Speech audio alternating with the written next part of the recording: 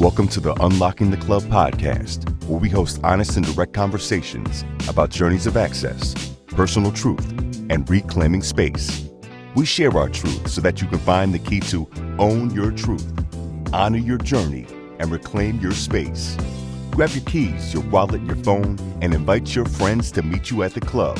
Here's your host, Angela Taylor.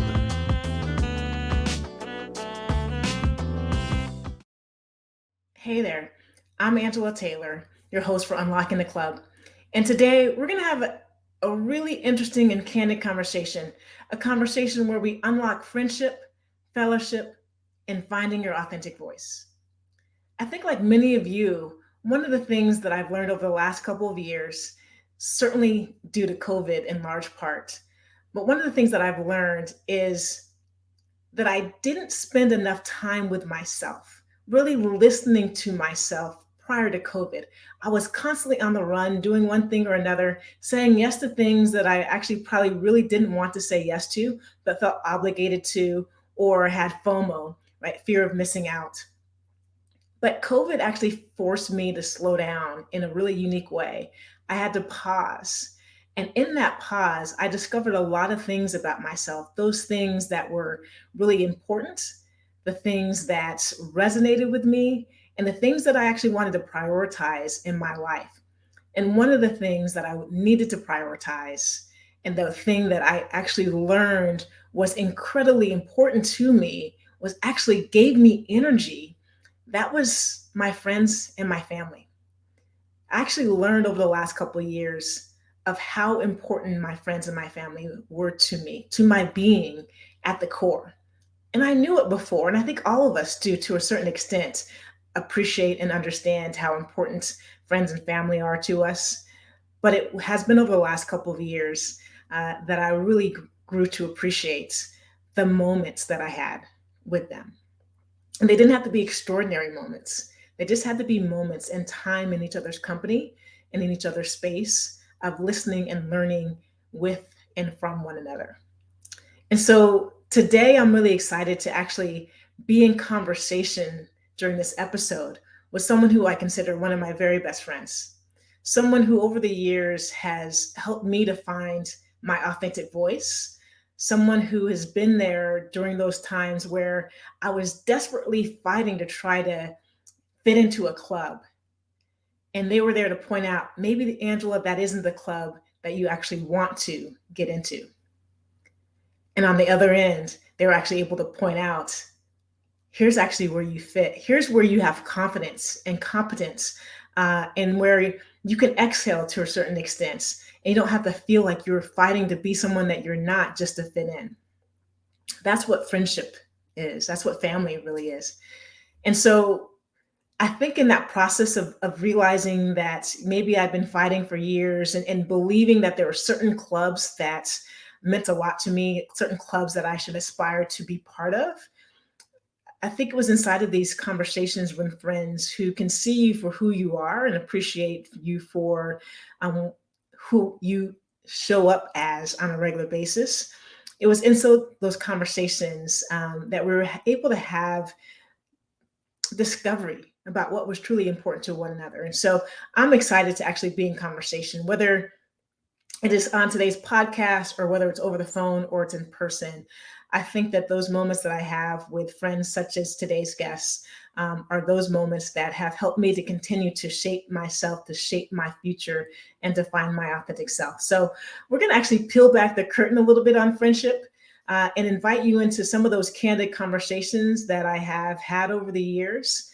And hopefully you get a chance to enjoy our rapport, but enjoy the lessons that we've learned over time, that we've been able to challenge one another about, the lessons that maybe we've forgotten, but one of your peers doesn't forget, and they're able to point you in the right direction. So I hope you enjoy today's conversation, as today on Unlocking the Club, I'm really honored and excited to introduce you to someone who will actually be a co-host on Unlocking the Club from time to time. Someone who was a co-host on a podcast with me called Game Changers Live several years ago. We had a blast on that show. We probably should have recorded some of the conversations we had leading up to the show because that was priceless. But I am really excited to unpack the club today and unlock our truth and our stories with one of my dear friends, Beverly Oden.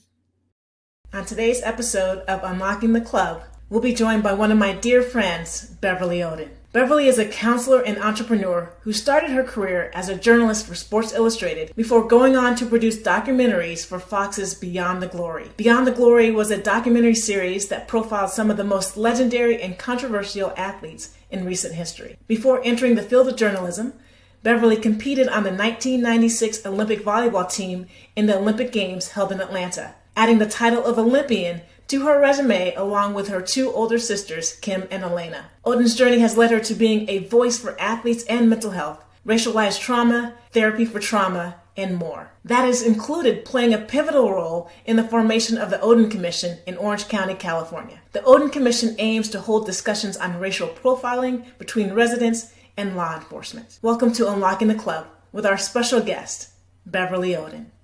Bev, welcome to Unlocking the Club. I can't believe I actually got you on here. How are you doing today?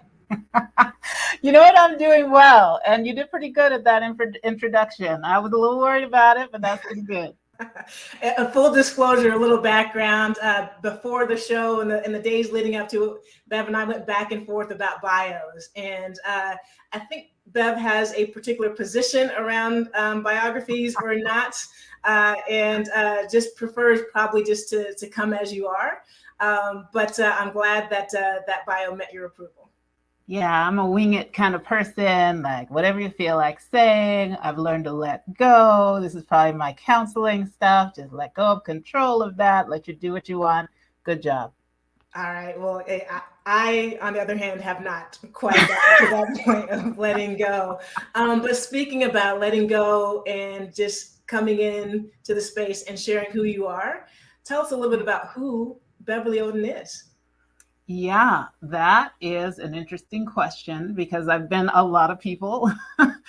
And I think that's part of my story is that I love variety. And so I have found myself going from new thing to new thing. I love adventure. And so my career, as I look back on it, has been very eclectic. I like the word eclectic. And I've really pursued things that I love. I think I've loved every single one of my jobs, and I'm grateful for that. So, I started out as an athlete, was on the elite athlete track from the get-go because my older sisters were just phenoms in volleyball. And so I followed in their footsteps, went to Stanford, won a national championship there my senior year, and then went on to the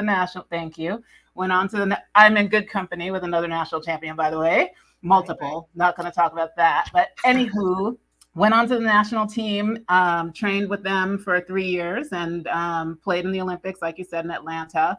That did not go how we wanted it to go. And so that was a big disappointment.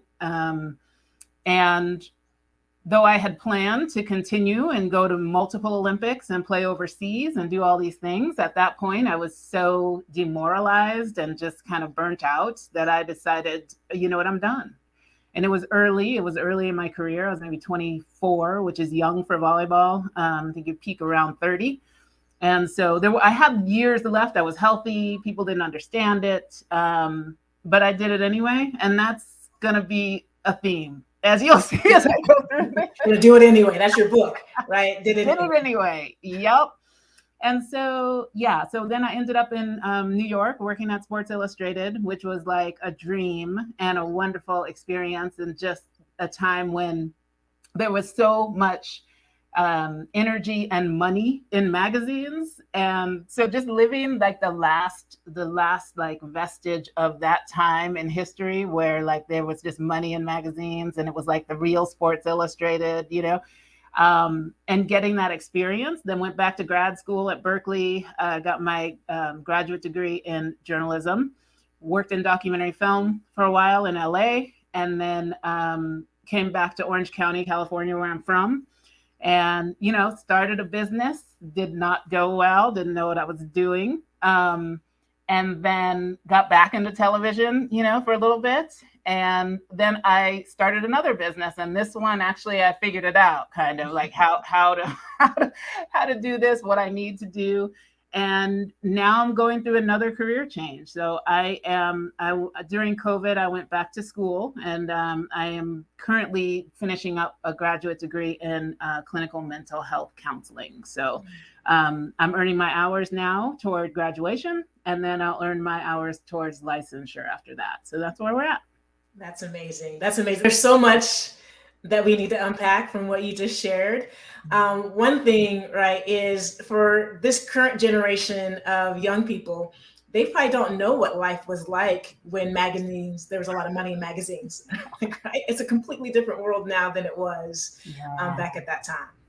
Yeah. And I think Sports Illustrated was like the pinnacle of like sports journalism at that time. We still had these like kind of amazing writers, long form writing, right? Like that has gone the way of the dinosaur also, right? Everyone wants short bursts, but there are these long, just flowing, flowery, beautiful profiles of these athletes, and people sat down to read paper in their hands, and so, the lifestyle we led, we had cars come pick us up and take us home. Like we're, pretty much chauffeured cars, right? And like, they fed us every. Okay, I was on the subway. I know, right? Yep. I was in a nice warm car with the heat going. I was like door to door. It was wonderful, And the parties. Oh goodness, let me not start on the Christmas parties. Just lavish, It was a little after like the 3 martini lunch section where all the men would go to lunch for 2 hours, and it was a little bit after that. So it had kind of become a little more business-like, more appropriate. There are more women in the system, but we were still on the outside, talking about clubs, right? We were still on the outside of that club there. There was a whole men's thing going on, and we were like, hey, hi, we're here. And so it was, I learned a ton, and I had a great time. I met great people. I don't lament it was a process, right, of changing, and it's still not changed, right? But I think we are getting toward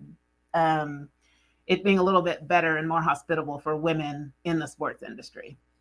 Interesting. Well, and I think journalism is a thing, right? We're having this conversation now because of the discourse that's happening really around the world, but specifically here in the United States, where messaging does not fully represent what is actually happening. We just, saw some recent events in Buffalo where the messaging behind, right, the shooter was very different than the messaging has been in other cases where that individual was a person of color. And so you mentioned the club in journalism, and already for you inside of the club, right, feeling like you were club adjacent, which is a term you've used quite often that I actually really love. And I think it speaks volume. There's so much there. But it still hasn't changed over time. When we look at the voices that are actually telling our stories, don't represent the stories that need to be told. And so tell us more about that club and your sense of when you were in the club, still feeling like you were on the outside as a woman of color. Yeah. So that's the intersectionality, right? So I'm a woman and I'm a woman of color, right? So there's 2 different levels that I'm kind of fighting against and trying to work through. On the woman front, it was sort of the beginning of inviting women into the building, right? So it's no longer all male, just testosterone city in there. There were several women, right, I had a woman office mate, and Tracy, you know her very well. Yeah. And, there were other women coming in with varying levels of sports knowledge. And so that was what was interesting to me, right? Like, so I'm coming in as an elite athlete who who understands these athletes, these pro athletes, males, probably better than a lot of the men who didn't play anything, right? Yes. And it's different the way people come at sports as a fan versus the way you come at sports as an athlete. Right. And so for me, I had a depth of knowledge at the visceral level of what was going on with these guys that I don't feel like they really got to some extent. I mean, the most of them, maybe they played high school, maybe not, like it wasn't at the same level. And so and in a certain way, I felt like I had more to bring to the table than them, but they had all the writing knowledge and all the history and they have the stats on like speed dial in their head, right?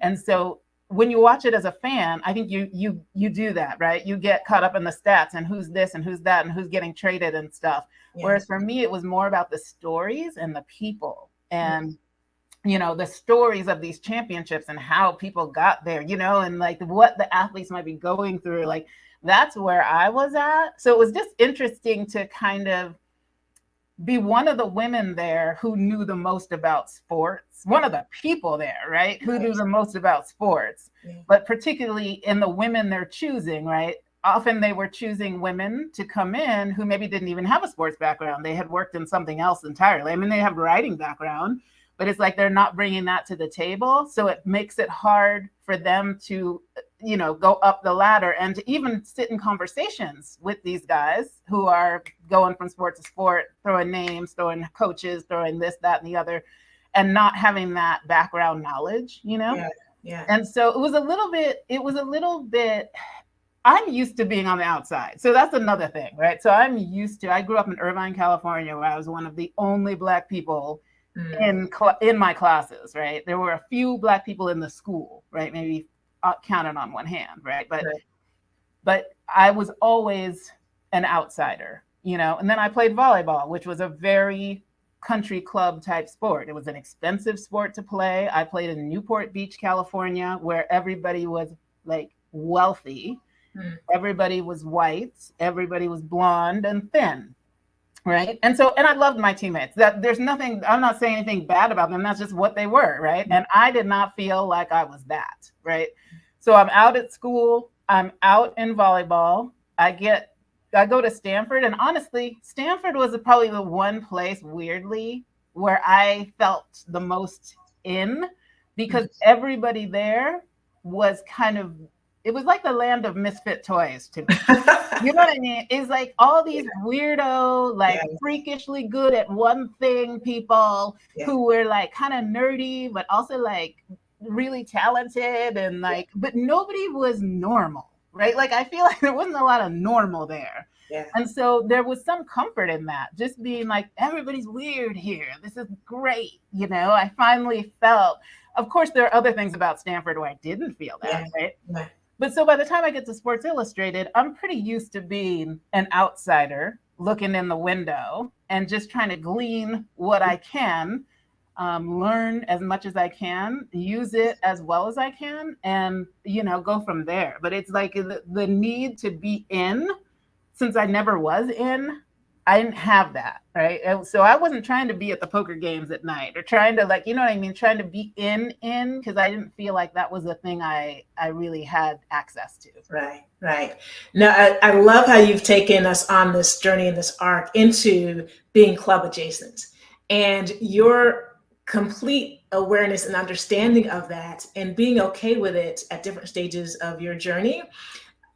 I get curious, you talked about earlier when you were talking about your experience at Sports Illustrated, and you used the word maybe I knew more about sports than others, and they definitely had more data and statistics than I had.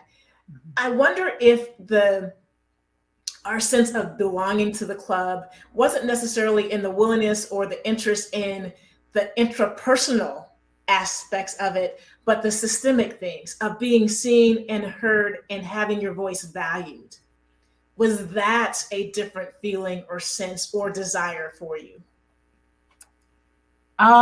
Here's what I would say. I think it has taken me a long time to find my actual voice. right? Mhm. Because you're in those situations where nobody really cares to hear your voice. And if you're going to express something, you've got to be pretty on it, pretty aggressive about it, because otherwise you're going to get squeezed out. Like it's just such a competitive, such a male dominated, it's a very specific world. I didn't necessarily at that point at 24, first job, feel like, oh, okay, let me get my voice heard. I was still trying to figure out what my voice was, right? Like, and it took me a long time to get to the point where I think I know what that is now. And I'm open to the fact that I'm still growing and changing still, right? But that doesn't mean I can't express who I am in this moment and just be able to live in that space. This is me right now. I'm not perfect. I don't know all the stats, but I belong here and I'm smart enough to be here and I know my stuff. I know some stuff better than you and I can contribute to this situation, right? Like, and I wasn't there yet. I would say that took me a lot longer. Well, what was that process like? I know, right? How much time do we have? Do we have a sofa? Do we have a sofa, right? Oh, goodness gracious. Okay, so with that, you are unlocking some of my family stuff, right? So being the youngest of 4, I often, and you're the youngest too, right? So there's certain things that youngest kids get that other people don't. Like there's just there's just a sense of like you're in the hierarchy, you ain't at the top, right? It's not And it is clear. Right. It's clear. And that just keeps getting, laid upon you an example. And no matter how much you try, right, to be like, no, me, what about me? Then they're like, well, you're just a selfish little youngest kid. You get everything you want. You know what I mean? There's like that whole narrative. Well, speak for yourself on that one. Might have been true of some of us. I'm just saying. But anywho, like I feel like that once you learn that, right, that like, oh, okay, other people's voices are more important than mine, you kind of take that with you into your life. And so I think by the time I had a Sports Illustrated, that was probably the first time I was really on my own. I'm living in New York City, which is like such a freedom place, right? Like when I think of New York, I think of like whatever you want, whenever you want. City that never sleeps, Yeah. And you could really do whatever, be whatever. You see all the races, you see all the cultures, it's like everything is there. It's like you feel like you're in the center of the universe, right? You run into Malik Yoba on the street. Among others. Yes, but this is one of my favorites, sure. Yes. Yeah. So I think being there, and I think that's a great place to discover yourself, don't you? I mean, you live there. Yeah, absolutely. Absolutely. One of the things that I was telling somebody this story the other day, and you brought it to my attention is we were in New York around the same time. And I was nervous about moving to New York. I'm from Mountain Home, Idaho, right? Going to the Bay Area and Stanford, you're in a little bit of utopia, right? So you're still in a protected space. And so it was really meaningful that I knew somebody, like, right, we weren't the best of friends at Stanford, like we're in the same freshman dorm and we went to some of the same events. We participated in the talent show our freshman year and to Blanner. But in New York, we really got to know one another. We had a lot in common. But one of the things that I remember about New York is the nightlife, for sure. Like, right. So when me and our friends, Jeff and Elizabeth and whoever, and Woo and everybody else would go to clubs, I remember like there was a certain sense of anonymity that, so when you went to these clubs, that I would pop up to the front and say, hey, with the WNBA, have a group of friends, can we get in? And right, we got into clubs and you were always like, wait a minute, who is this Angela? Like, right? Like, who is this showing up? And I couldn't even explain it. I didn't even recognize, but in that moment, I felt confident to be able to do something that I never would have done in another situation. And I think New York kind of facilitated this energy in me. That is so interesting because that is one of my memories from New York, right? It's like going into these clubs, these nightclubs, guys. Picture this. Nels. Remember Nels? Nels was my favorite, right? That I was don't the think it's spot. That was the spot. yeah, it was the spot. And it just was like this great, wonderful, warm, like inviting place. The line though around the corner, right? And so you had to sit out there in the cold and wait till you could get in. Yeah. And Miss Taylor here would come in with all of her confidence and be like, just walk straight up to the front and be like, I'm with the WNBA. We were athletes at that time. I still look like an athlete. And I was like, yeah, I'm with the WNBA. So what? Yeah. And then we would just be able to skip the line and walk in. I've never had that experience. And so that's why it struck me so much is that, wow, it's like, it's almost, is it that easy? Right. Yeah. Do we just have to like act like we know, right? Is that all there is to it? Yeah. Yeah. It just makes you wonder, right? Like if some of being out of the club is just not knowing what to do or try or say, that other people are like, hey, I'll try it. If he says no, then we'll leave, Yeah, I do. I think that there's, to a certain extent, that whole situation, the more I thought about it, and building the show, is a metaphor for real life. And that if you do have confidence and if you think that you belong, if you know you belong in certain places, like, right? And at the end of the day, if they said no, we would have gone to the back of the line and been okay. But I think in so many situations for me in my corporate career, I didn't ask. I didn't ask for help. I didn't ask for an opportunity, like any of that, showing up with that confidence, because I was so caught up in needing others to see me for what I brought to the table. And that was such an interesting juxtaposition of how I showed up going to the clubs and how I showed up in my corporate space. Yeah, right. And so I know you're probably going to talk a lot about this, but I would love to hear more about how you experienced that at the WNBA, because what I experienced for myself, right, is that I had the athlete mentality, right? So I got to the top of the athlete world by being the best. Right. Like, so the part of it is like, if I just am the best in this job, people will notice and then I will climb up. Right. Yeah. And the business world doesn't work like that, really. Like the sports world, I beat her. Right. I beat her. I'm better than her. It's so obvious. Right. Because like I beat her on a daily. Right. So I in the business world, it's more about how you are tooting your own horn in a certain sense, right? Which is something that I never had to do because my actions, right? They tooted my horn, right? And I'm uncomfortable with, right? So you notice, oh, okay, I'm kind of uncomfortable with this also. Like to be like, hey, did you see the thing I did? Isn't this thing so good, right? It's like, that feels stupid to me. It's like, if you don't know this is good, that's your problem, right? You're the one who's missing out, right? But then I'm the one missing out because these guys who are doing way less than me and sometimes claiming my work for their own, lying, people lied on me and said I did stuff I didn't do. And then they come off like this, this wonderful, like, and it's like, I'm the one who's there until can't see, right? After dark, everybody's gone. I'm still in there doing my work. I'm in there first in the morning, but it's like the bosses have been gone since 5. So people would see, okay, the bosses are gone. I can leave, right? Yeah. I was like, shoot, I'm going to get this work done, right? I'm going to get this done, right? And it was more about feeling like at some point they're going to notice. Yes. And they do not notice. There is a piece of that where you have to then, say, here's the thing I did. Boom, look at it, and trying to kind of bring that out. And I wonder how you notice that in the WNBA and your other.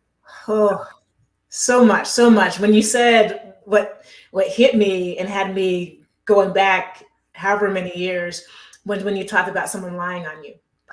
I think as a Black woman, the one thing that I knew I had in the corporate space was my integrity. Right. That's the one thing, was my name, like was my family name. And we took pride, and you were a product of a military family as well. So, like, right, being loyal and honest and all those things, being in integrity is of the utmost importance. And so, the first time someone lied on me, like I lost it, like relatively speaking. Like, right, I think Bev and Angela losing it is all relative to most of society, right? But I was not happy and realized how important like my name and my word was to me. But also what you're speaking of is in sports and in the military, it's almost of a meritocracy, right? And I heard for so long in my life from my parents, it was like, put your head down, work hard, get good grades, right? Get an education, get a degree, do the same thing over when you get into the workplace, put your head down, work, dot your I's, cross your T's, right? Go early, show up late, or stay late, like all of those things. And it got us to a certain threshold. It did, like, right? Because we became the technical expert at what we did. You, as an Olympian, you were at the pinnacle. That got you to the top of the ecosystem. In the corporate space, those are no longer the roles, right? That gets you in the door and get you an opportunity. And it's certainly like right up to a certain level where you're valued. But the system wants to keep you there when you're working hard. It wants to keep you in that space. It doesn't want to pull you through so that you can get that executive opportunity. And what pulls you through is social capital, is relationships. It's going to the martini bar and hanging out with folks. It's going to and playing golf. It's all of those things that we're familiar with people that were at the top of the ecosystem that don't look like us and enjoy things that we don't enjoy. Mm-hmm. And that's so true. So for one of my jobs, it was the poker game, right, at the boss's house that I didn't even know was happening, by the way, till many years later when they were like, oh, yeah, you were never at the poker games. Really? There were poker games? Right? Really? Had no idea. At all? At all. Did not know it was happening, right? And so to me, the part of it is like, no, if I had been invited, would I have gone to a poker night at boss's house? Probably not. It's not my thing. I love playing poker. That's not it. It's just like, but like the environment of being in an all men's group, right? And the reason I'm not invited is because they don't really want women in there, right? Like that's a boys' night. That's what the boys are doing tonight. And when we come in, bring a different energy. And that means they have to bring a different energy, or they feel they do, right? Where it's like, oh, there's a woman in the room, right? Okay, so clean that up. Don't talk about that. You know what I mean? They have to adjust themselves for us in a way that I'm not sure we have to adjust ourselves for them. I think we adjust ourselves, but not in such a stark night and day kind of way. Right. Yeah. And so I don't think they would have invited, and that's part of it, right? It's like, I'm showing up as a Black woman. There's a bit of invisibility in like, they wouldn't have even thought to ask me, right? Because it's like, I don't look like them. I don't like the same things. I don't talk about the same things, you know? Yeah. So it doesn't even occur to them, oh, should we ask her if she wants to join us? Like it doesn't even cross their mind. And part of what we need to do is get seen without then being overbearing, right? Because then there's the woman card, right? Where it's like, they really don't want you pushing down those walls and pushing those barriers like that. And how we do that matters, because a man could do it and it feels different. It just feels different. Yeah. And that's the truth. No, that's such a good point. I think that, right, the challenge and the opportunity is like, you don't have to go from 0 to 60, like, right? You don't have to go from, and I think we were, rock stars at compartmentalizing our lives. Like I actually took pride in it, right? But it's finding the space. You don't have to enter that space where you're not comfortable or where they probably don't want you, but there's a happy medium. There's a space where you are welcome, that you feel comfortable, you actually want to be, and finding that space, because at the end of the day, the rules of the game are still to connect. It's still to build trust with them. And so how can you prioritize being able to do that on your own terms and on your own turf? Like, how have you been able to do that in other spaces in this eclectic journey that you're on? That's really interesting. I think in some ways, yes, in some ways, no, right? So there's some things that I wanted to change, right? Having seen that model, right? Like, this is what I keep doing. Do I want to keep doing the same thing that's not working?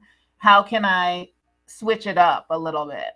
But knowing my personality, I knew I was never going to be the in your face, you got to promote me, let me go to the poker game, girl. That is right. That is right. True. Like, that's just not going to happen.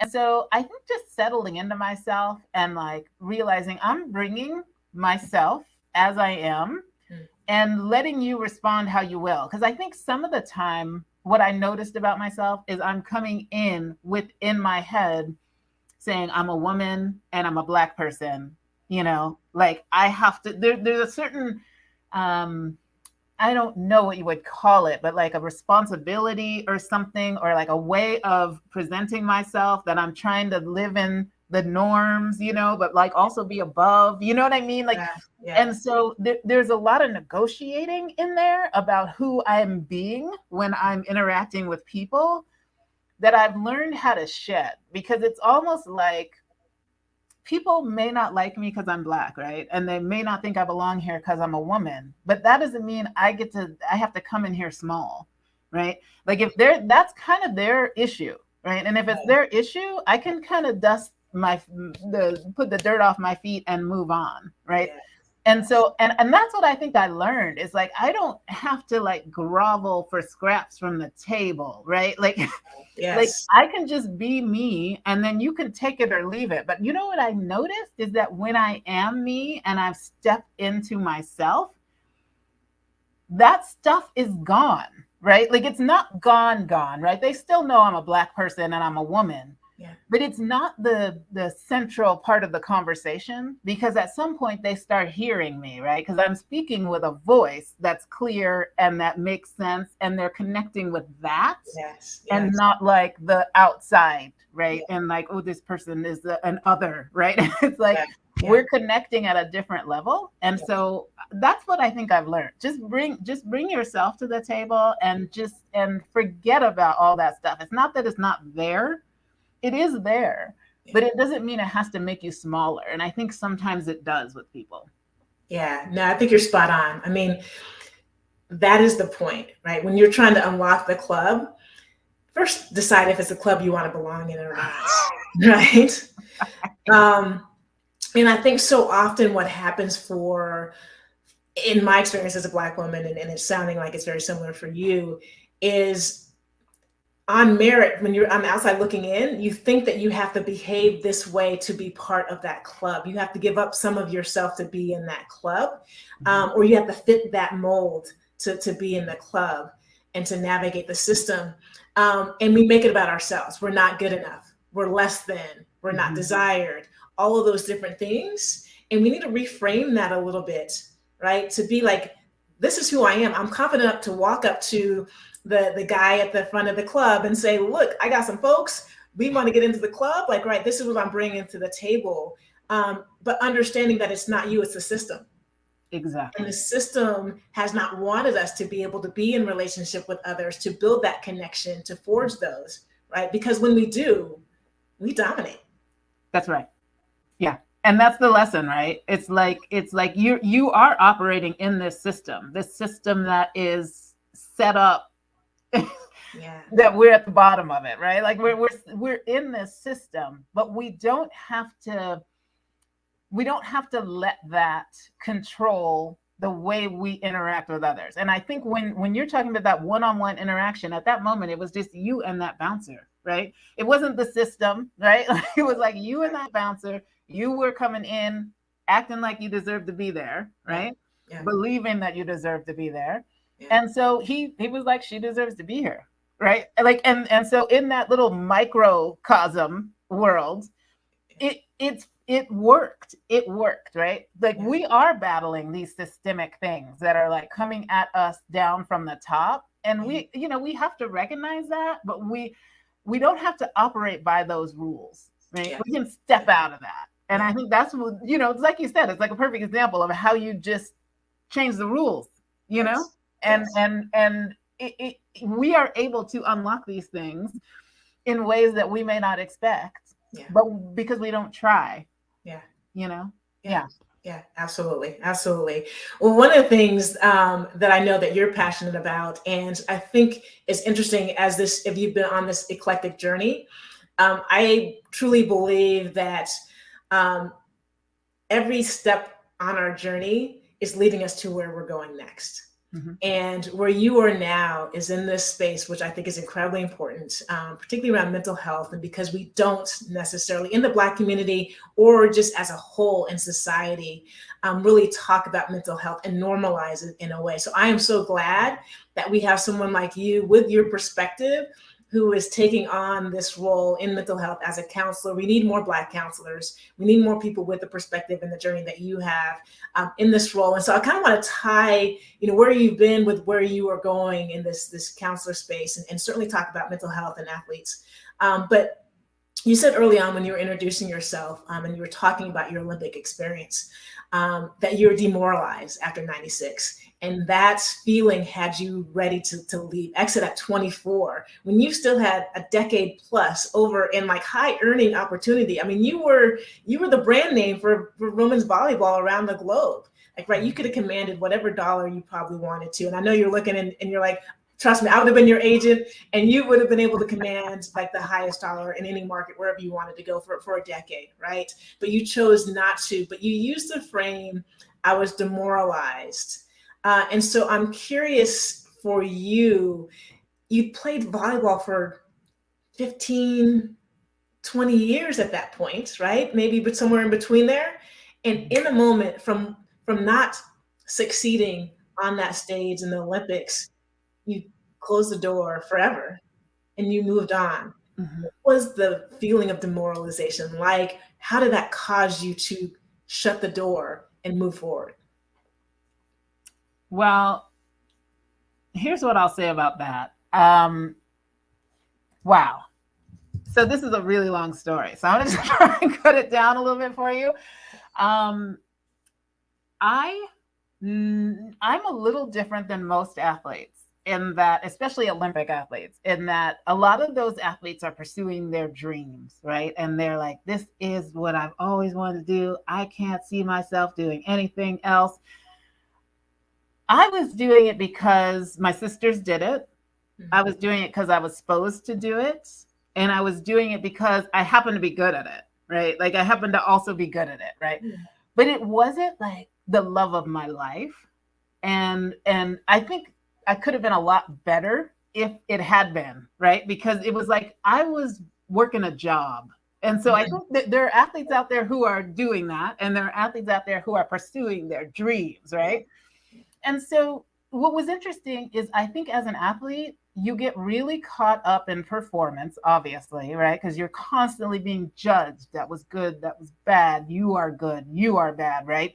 And there's like this, it's either or, right? There's no like being okay is not okay, right? You got to be great, right? And so when you fail as an elite athlete who is used to winning at every level, it can really, when I say demoralize, I think that's a good word, demoralize, because it was like my performance was me, right? So that, I think a lot of athletes fall into that trap where it's like, you think the way you do at this is who you are. And so when you lose at the thing you've been working at your whole life, and lose in like spectacular fashion. We don't have to go into this, but it was bad, right? So when you lose like that at the one thing you've been like blinders on, this is what I'm doing, this is who I am, it can destroy you internally, right? And so different athletes handle that in different ways. And I think some are healthier than others. And it really depends on a lot of things, your upbringing, your coaching, your mental health, how much do you have a support system? Like all these things, right, that we talk about. Well, I don't think that I had done a ton of work on who I was outside of the sport. And having had an abusive coach as a child, and can I tell you that also changes the way you interact with your performance and yourself, right? It gets ingrained in you that you are good when you're playing well, you are bad when you're not playing, right? Like it's like it gets ingrained in your being. And so when you have taken that kind of abuse, and athletics has become about how much abuse can you take and still perform, that's what makes a great athlete. At that point, that's what made a great athlete. How much abuse can you take and still perform well? That's how we judged it. Wow. Right? Yes. And so, and so it was like, so when we lost, I was demoralized. I was humiliated. I was like despondent, and I think because it was not the love of my life, I was able to be like, you know what, I can do something else. I don't have to keep doing this. I don't want to keep doing this. And I have the ability of my Stanford degree, I have interest outside. I have like a sense of adventure where I want to like drop everything and move to New York City and work at a place I've never done anything like, like I had that sense of adventure and that feeling like, I don't need to do this anymore. I can be good at something else. And I think that's where I was like, okay, I'm quitting. That's it. And people were surprised, but I think the people who knew me best were not, right? Yeah. Because they knew I was working a job, right? From the time I started playing volleyball, it was a job. And it was a means to an end. I knew I could earn a scholarship to college, like at a great college, like a fantastic college, like good people. Yep. Yeah. Well, some. Yeah. Great people. And it's an expensive college that my parents would not have been able to afford. So in a way, I was working for that scholarship, and I got that scholarship. I got that national championship. Check it off. I was checking boxes off. That's what I was doing. Yeah. And then the next thing was the Olympics. It makes sense, right? It's the next thing. So you just check off that box. Yeah. I thought it was going to end a lot differently. We had the ability to have won a medal, and that's probably makes it worse, right? Because if you're just there like, oh, we're just so happy to have made it to the Olympics. And there are some people like that, right? There's no chance at a medal, but they're just like, oh my gosh, it's so cool to be here. People like, didn't you like, wasn't that just amazing? And it's like, no, because we didn't go there just to go, right? We went there to win a gold medal. Yes. And we failed. So to me, like the whole, like, wasn't it such a great experience? It's like, no, it wasn't. It was actually awful. It's probably my worst experience playing volleyball ever. Wow. Right. And now I can look back on it and say, oh, you know what, though? We saw Muhammad Ali light the torch, which was freaking cool. We met the dream team, which was awesome. There were moments in there, but because the volleyball part looms so large, it's like it was so hard for me to talk about even, for even me to go through that story. I pretty much put that story behind me. When I left, I said, you know what? I'm not talking about it anymore. I'm not talking to these people anymore. She's not lying, folks. She doesn't talk about this often. So thank you for sharing this story. Just cut it off, And so, coming full circle now, you can hindsight 2020. I can say, it was a good experience. Yeah. But the demoralization was about not having separated out myself as an athlete from myself as a person. And I think that's a big thing for athletes that they need to do even now. I think they're doing a much better job, though, and I've been really encouraged to see that. Yeah. Well, one of the best things about this conversation is that it's not going to end in this episode, because Bev is going to be a co-host, and we are going to get into much more of this as we continue this conversation, because I think there's a lot of really interesting things that you just shared. One in particular, when you talked about, the abusive coach as you were in youth volleyball, want to dig into that. And I think that in and of itself is probably an episode long feature to have that discussion. So won't tap into that today, but I want to circle back with something that you just alluded to about understanding who you are and conflating, like, being an athlete with that is who you are. I think that part of being an abusive coach or someone facilitating young people through sport is having you think that this is the only thing that you can do or that you're good at, right? Because they believe if you're distracted, if you like music or if you, you know, have other interests, it's taking you away from you being really good at this sport, which may be what you want, or maybe how they are going to get to where they want to get to. So I think there's that. And I would love to hear your thoughts around that concept. And I think the second one is one of the reasons I think both you and I really admire LeBron James for a lot of different reasons. We enjoy watching him play, but we also appreciate what he is doing off the court. And I don't think that he gets enough acknowledgement for the impact he is having in his community. But the more than an athlete concept of really, you know, when Fox News and different folks are saying, shut up and dribble, saying, no, we can have thoughts independent of our sport. But there is this societal pressure, as well as from coaches and others, to keep athletes in this frame of mind where this is the end all be all until it isn't. And then you have to make that quick transition to try to earn a living. Like, what is your perspective around that concept? I mean, that's so true, right? So I think the first thing you said is true, where like it, and I think this is changing. So I think that's really good that it's changing. But yeah, we used to have to focus only on this. So having friends and going out on Saturday night, or like connecting with people, sports was at the top of your list. And that's it. And if you were not willing to put everything else aside, family, it doesn't matter, right? Everything else aside, then you're not going to make it, right? And I think now we know that we need those other things. We're human beings who need those other things. We need these support systems. We need to foster our relationships, and that makes us better, right? It doesn't make us worse. Like having rest, you know, leaving it behind and being like, that was over there, now I'm at home, right? Like, it's almost like I think about the military, right? When it's like you're at war and then you're back in civilization, right? And you have to make a shift, right? And they wanted us in warrior mode all the time. And so I think that was kind of rough. It's a rough transition, like you said, when all of a sudden, now you're not that, and now you're supposed to be a civilian. Yeah. So go about your business, you know? And it's like, I don't know how to do this. So like, nobody told me how to do this, right? And I think that's part of what's changing now, is that these athletes are starting to speak up, like what you said, like, you know, shut up and dribble. And, you know, that's across the board, too. They told the Dixie Chicks that, right? Shut up and sing, right? Yeah. It's like, we put you in this category, and this is what you get to do. Yes. And entertain us.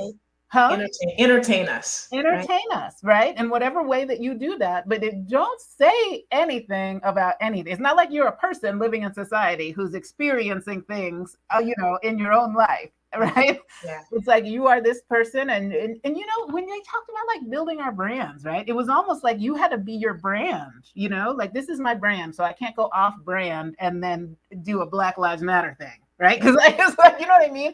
Because it's like I'm, you know, I'm the person who like kind of, you know, gets along with everybody, and it fits into all sorts of things, and then you're confronting some things that are hard for people. It changes how they look at you, and you know, like. And so what I love about the athletes of today is that they're kind of throwing out all those old rules and just saying, right? It's like, and I get, they don't care that you don't like it or that you're uncomfortable with it. I mean, Simone Biles, to do what she did, I mean, I come back to that a lot, where it's like, this woman, people don't realize what she did when she said, I'm not competing today in the Olympics. Yes. It had to go against everything she's ever been taught, every fiber of her being, all of you're letting your country down, you're letting your teammates down, you're letting the world down, you know, you have to do this, you're the best, you know, like all of those things. In that moment, she chose her mental health over all of that stuff. And people don't realize how hard that must have been. For her. They're like, oh, you know, it's like almost dismissive. Like she, you know, she quit, right? It's like that's the easy way out or something. No, the easy way out would have been to say, which is what I would have done 20 years ago. Oh, my ankle. I think I hit my ankle. I'm hurt. You know, I can't compete. That's the only thing they'll take as an excuse. Right? Yeah. And so I might have been tempted to just do that. Right. Yeah. But no, she went on and said, I'm quitting because of my mental health. I mean, the courage You know, like I get floored by that. I think about it sometimes. I get floored by it because it's like that just was not an available option for so many years. Yeah. And to see Michael Phelps, you know, he's doing a lot of things on mental health, you know, Naomi Osaka, the U.S. gymnastics team, the whole thing, Ali Raisman with the, you know, and it's like all of a sudden people are just like, you know what, like, I get it, you know, but I like, it was almost like we were talking about before. I'm just going to be me and you can react however you're going to react, but it's not going to change the fact that I need to take care of myself in this moment. And I'm just going to go ahead and do that. I love it. I love it. Yes, I love it too. I love it. The humanity, and what you did in 1996 and thereafter, when you made the decision to walk away from something that wasn't healthy for you, that was a job. And what Kevin Love and DeMar DeRozan and Naomi Osaka and the list goes on that you had mentioned are doing is unlocking the club for athletes in mental health. And that is something, that is a topic that I definitely want to spend the time to normalize it and have a much more regular discussion and discourse about this. And I want to invite you back to have that conversation because I think you have such a unique perspective on it as an elite athlete, knowing what it was like, and also as a counselor and a therapist doing this work. And so I want to thank Bev Oden for joining us on today's episode of Unlocking the Club. I'm not quite done yet, Bevy. And as you can see, we could talk forever, but I want to see if you are willing and able to join us for the back nine, where we send you through kind of a little bit of a hot seat obstacle course, if you will, of questions just to find out a little bit more about you. You up for it? I'm a little nervous, but you know, okay, let's do this. Right, there's a good. All right, we'll be right back with the back nine and Beverly Oden.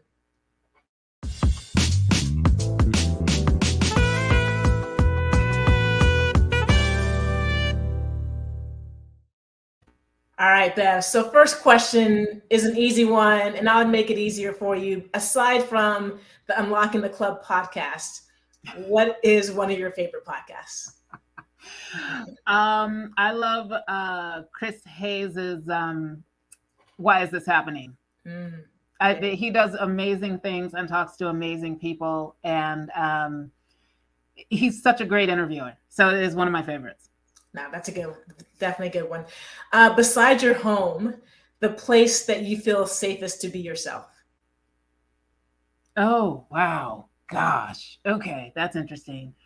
I would say with my 50 plus church lady buddies who have never been married and don't have kids, right? So we are similar in so many ways. And I think that the society has told us we shouldn't have done it like this, and this is wrong, and we're missing something. But in that space, it's so comfortable and so warm and so welcoming and so normal, so okay. So that's probably what I'd say. I love it. What's one thing that you walk into with trepidation every time? I think meeting new potential clients. Because I think I go into my head about like, what are they going to think of me? You know, again, going into my body, how I'm 6'2", I'm a very large Black woman, right? And I exude a certain thing that I don't think matches my personality. And so I worry about how I'm perceived. Sure. But then I learn to go through a whole thing where I then put that aside and then go meet the person as me and let it go. But yeah, I think I still struggle with that initial moment of you're about to meet someone, you know, how are you presenting yourself? Yeah. Hey, have them call me, right? One of the best people in the world, who, again, like the kindest of hearts. So hopefully they get past that. What's something about yourself that you refuse to hide? Wow. Gosh, I'm hiding so many things. Hey, this is the back nine. Right? It's taking you home like the Tiger Woods. You got to get to the clubhouse. Yeah. What I refuse to hide. Okay, so this is a thing that I've always hidden, and that I'm lately just saying out loud is that I never wanted kids. You know what I mean? Like, it's never been okay to say that. And so, you have, if you're a woman, every woman wants kids, right?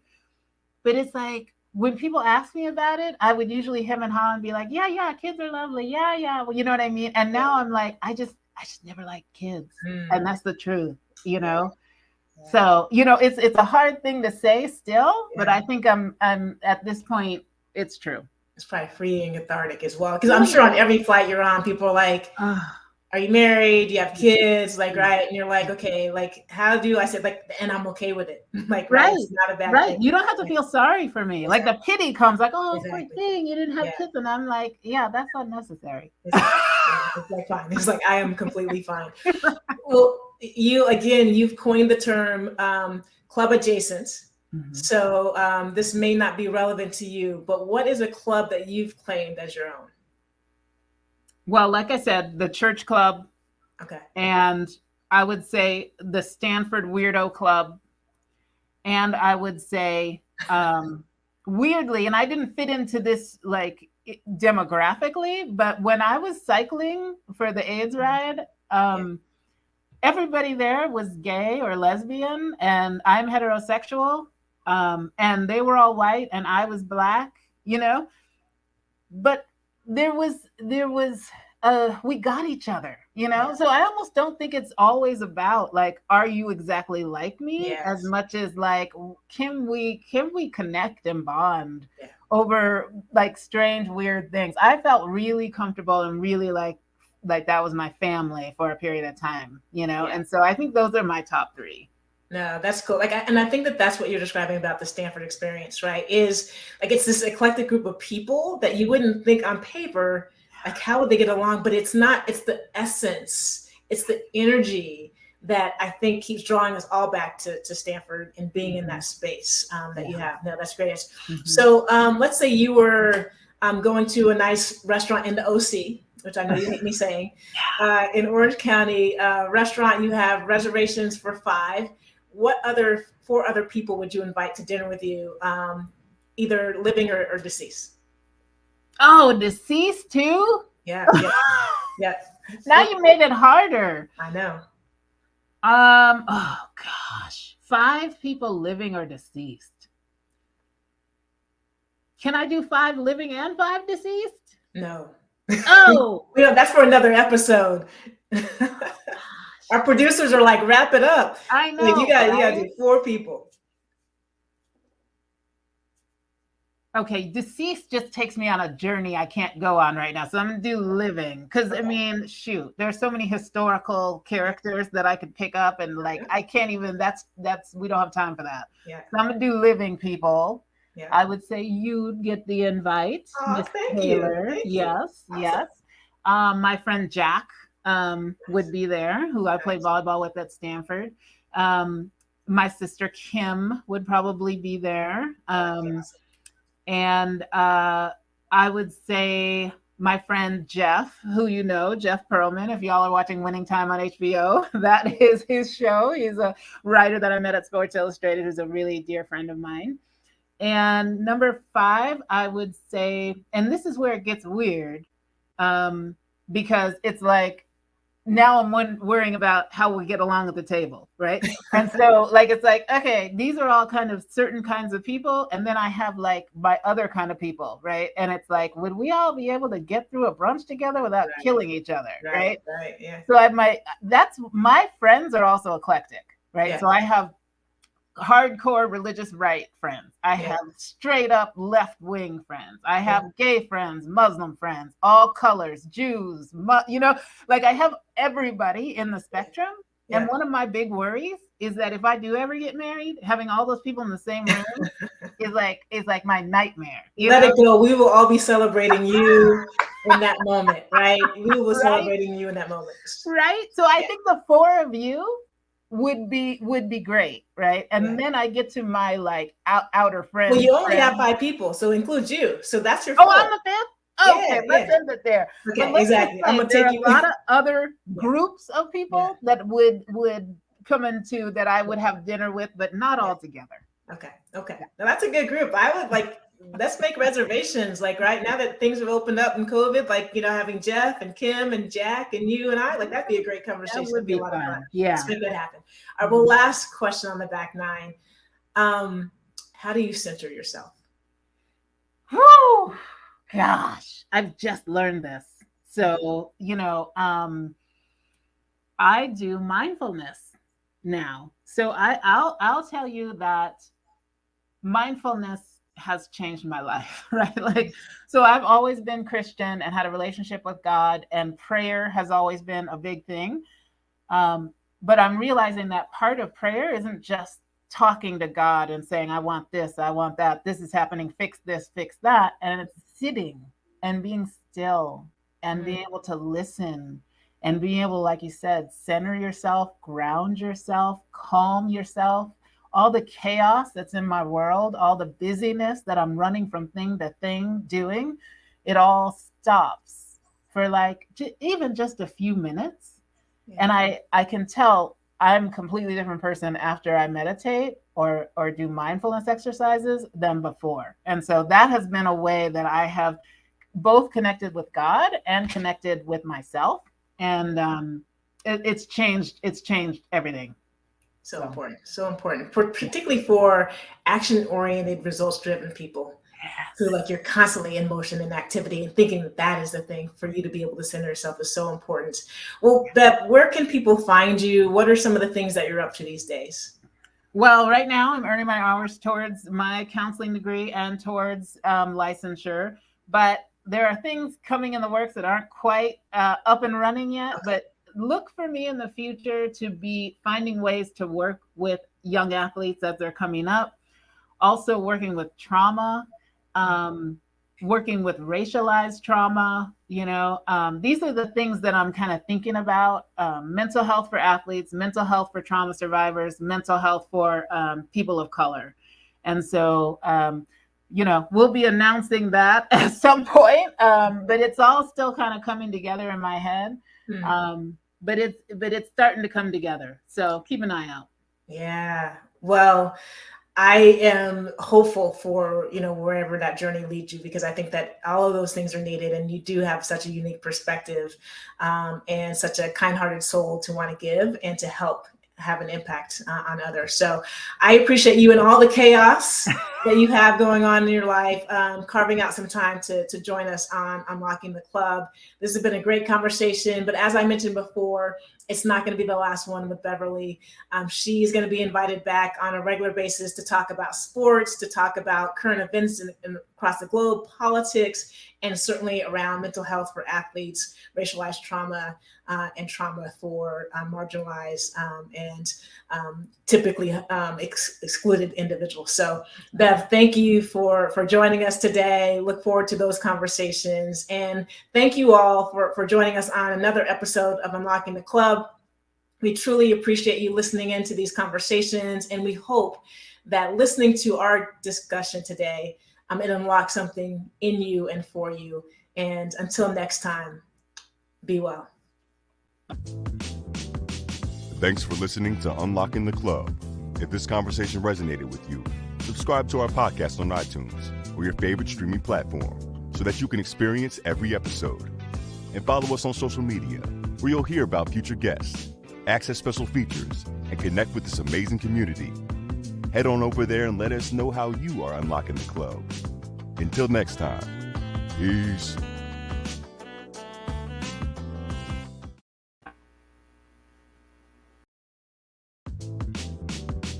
Thanks for listening to Unlocking the Club. If this conversation resonated with you, subscribe to our podcast on iTunes or your favorite streaming platform so that you can experience every episode. And follow us on social media, where you'll hear about future guests, access special features, and connect with this amazing community. Head on over there and let us know how you are unlocking the club. Until next time, peace.